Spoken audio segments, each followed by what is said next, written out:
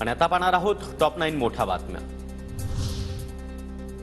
सुनेत्रा पवार यांचा बारामती लोकसभा मतदारसंघाचा दौरा सुरू। सुनेत्रा पवार यांच्या हवेली तालुक्यातील गावांना भेटीगाठी।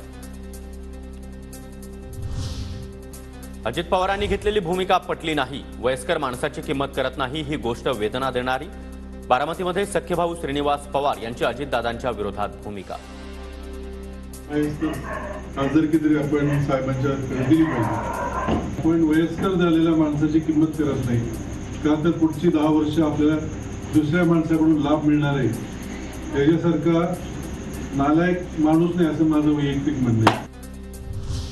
सुप्रिया सुळेंच्या प्रचारासाठी अजित पवार वगळता सर्वच पवार कुटुंब आता मैदानात। श्रीनिवास पवार, शर्मिला पवार, राजेंद्र पवार आणि रोहित पवार देखील मैदानात। अजितदादांना शह देण्यासाठी पवार कुटुंबीय सुप्रिया सुळेंच्या पाठीशी।